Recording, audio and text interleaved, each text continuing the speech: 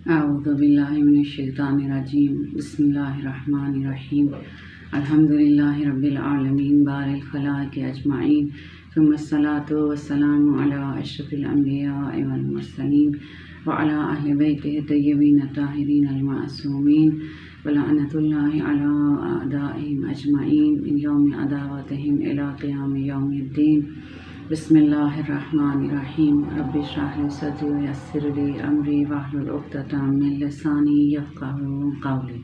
عزیزان گرامی، موضوع گفتگو صبر ہے۔ عرض کیا کہ صبر ایمان کا نتیجہ ضرور ہے، لیکن لازم نہیں کہ ہر با ایمان شخص جس قدر ایمان رکھتا ہے اتنا صابر بھی ہو۔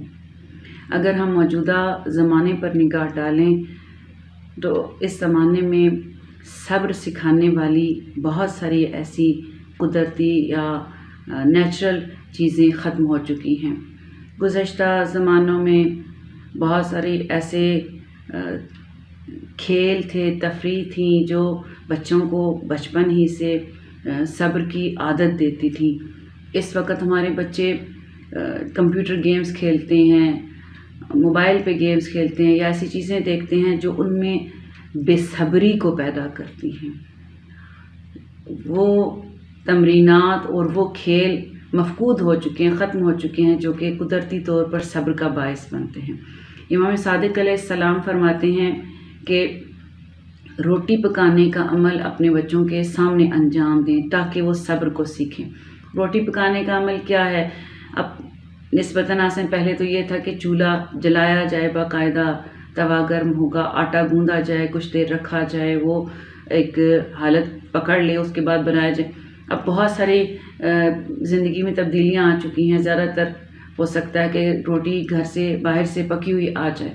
تو قدرتی طور پر جو جسمانی کھیل ہیں، جسمانی کھیل انسان میں صبر پیدا کرتے ہیں۔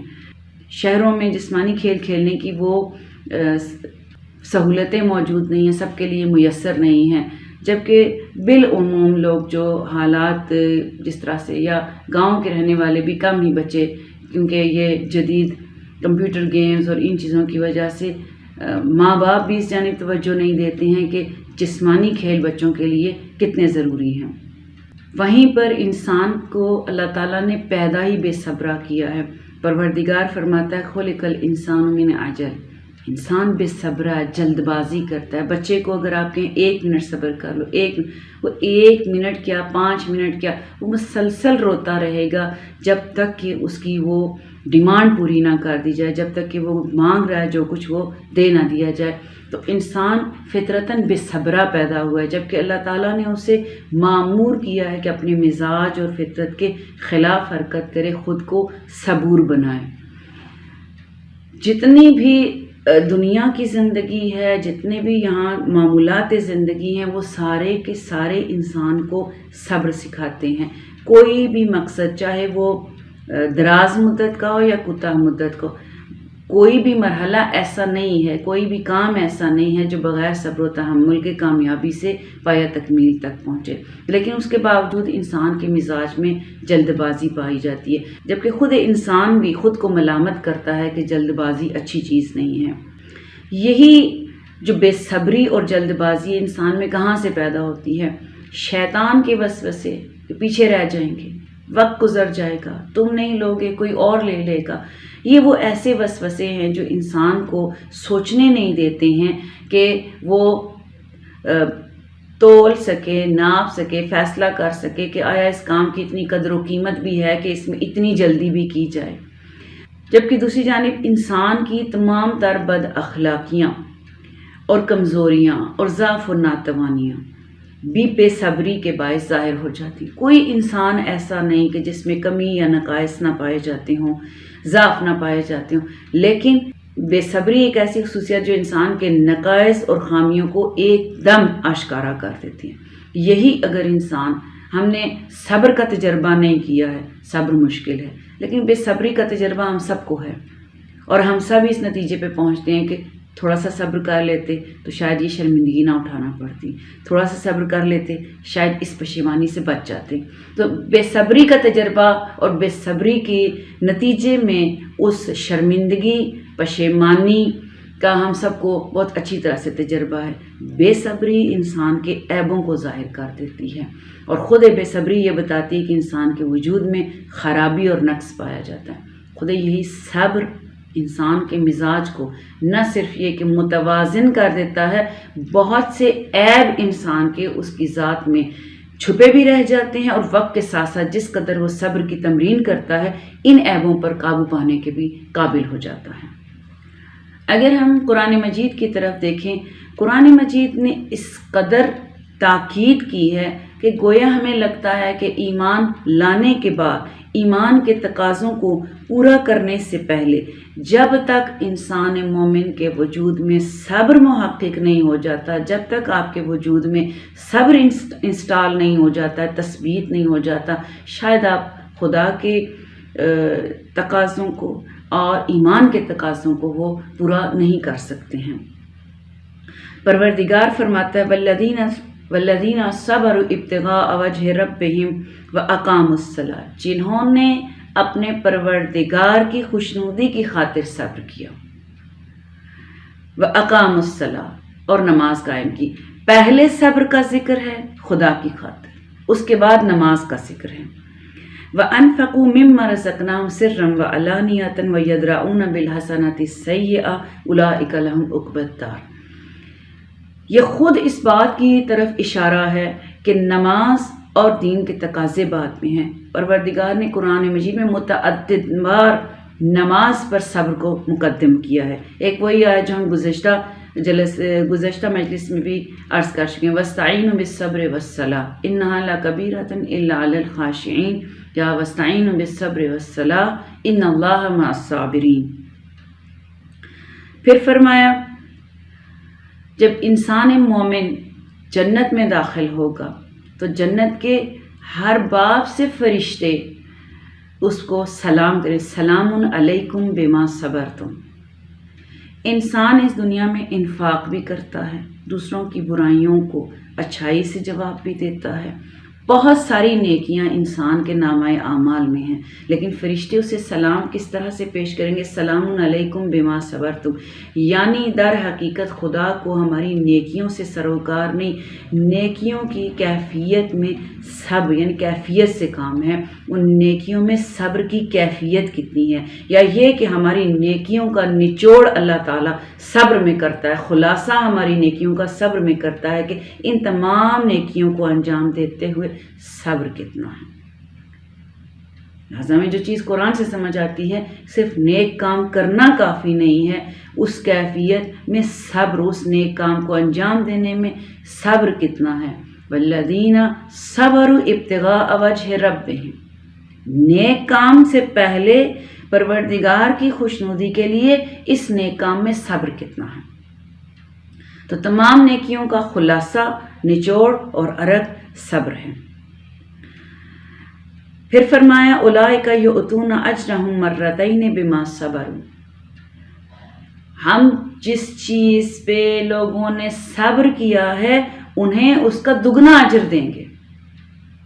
انما یوفی الصابرون اجرہم بغیر حساب، خدا صابروں کو بغیر حساب کے اجر دے گا۔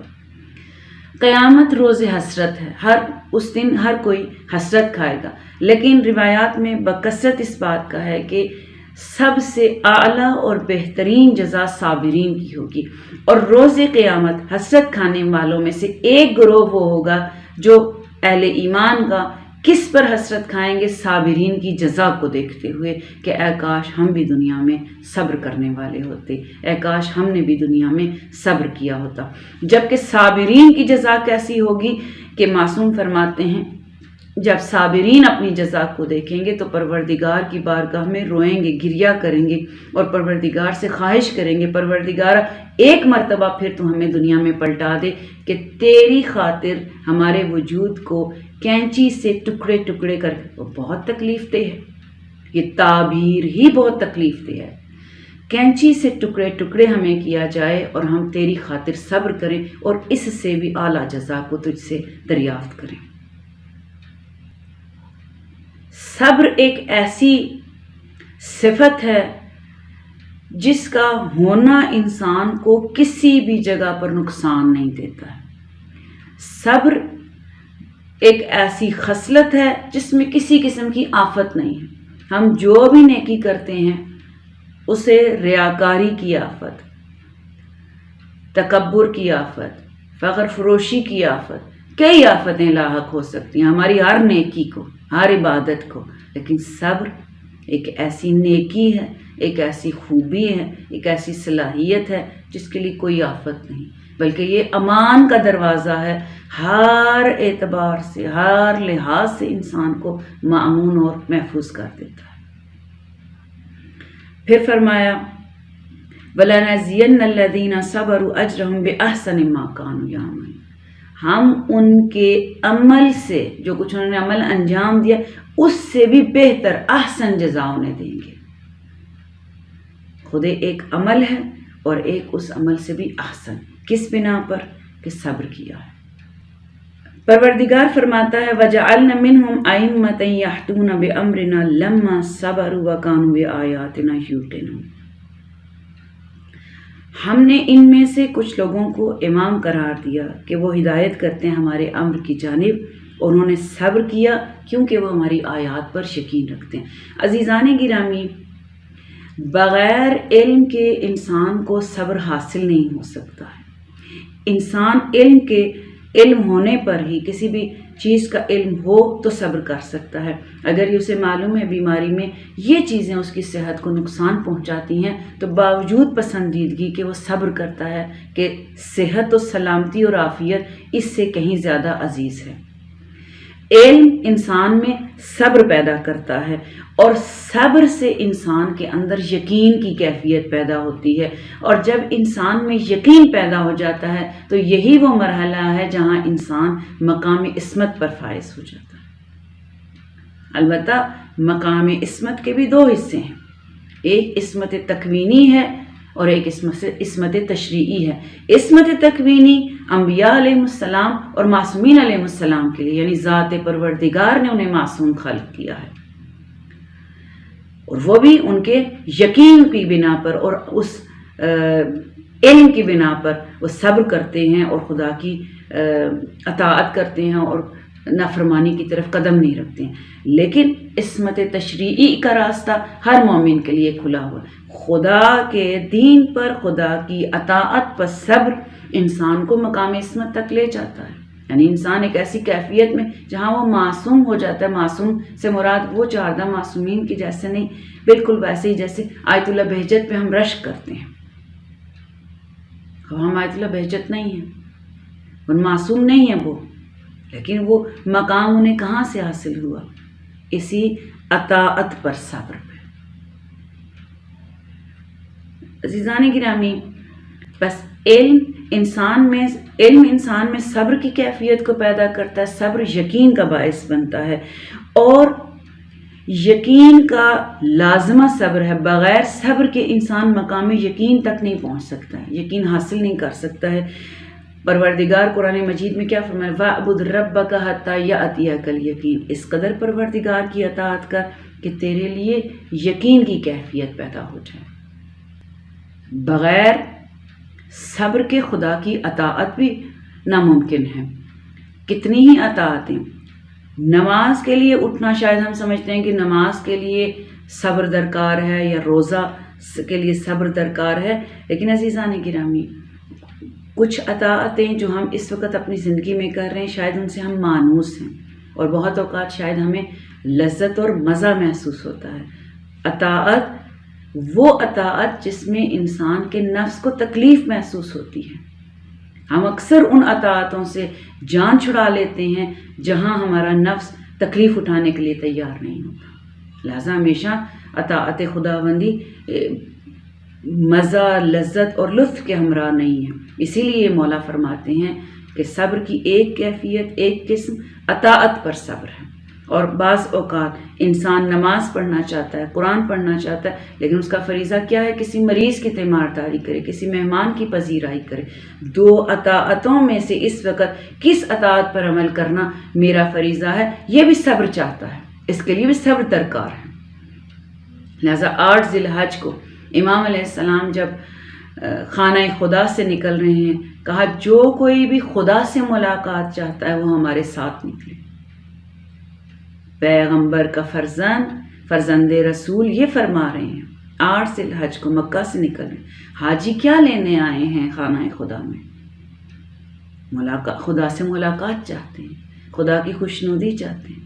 حسین خانہ کعبہ سے نکل رہے ہیں، جو خدا کی خوشنودی چاہتا ہے، خدا سے ملاقات چاہتا ہے، وہ میرے ساتھ آئے۔ تشخیص نہیں ہے، صبر نہیں ہے، اطاعت میں صبر نہیں ہے۔ سب کو نظر آتا ہے کہ حسین کوفہ نہ جائیں، کوفہ والے وفا نہیں کریں گے، کوفہ والے ساتھ چھوڑ دیں گے، کوفہ والوں کی بے وفائی عیاں، ساری باتیں ہیں۔ ہر ایک نے حسین کو روکا ہے جانے سے، لیکن تاریخ گواہ ہے واقعہ کربلا کے بعد جس نے بھی حسین کو روکا تھا وہ حسین کے ساتھیوں پر رشک کھاتا ہے اور حسین کی بارگاہ میں معافی مانگتا ہوا نظر آتا ہے، اور ساری زندگی وہ اے کاش کرتا ہے کہ اے کاش میں بھی حسین کے ساتھ ہوتا، اے کاش میں پیچھے رہ جانے والوں میں سے نہ ہوتا۔ یہ ایام اسیروں کے ہیں۔ جب جناب زینب سلام اللہ علیہا سے مولا حسین نے وداع کی تو اپنی بہن سے کیا فرمایا؟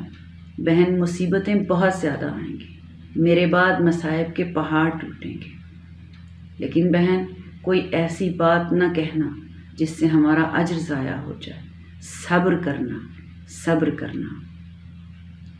اور پھر صرف صبر ہی نہیں، سب کے لیے باعث صبر، سب کی ڈھارس بنانا۔ کتنا ایک خاتون میں صبر ہو، کس قدر اس کے اندر خدا کی ذات پر یقین ہو کہ وہ ان مراحل پر، ان مناظر پر صبر کر جائے۔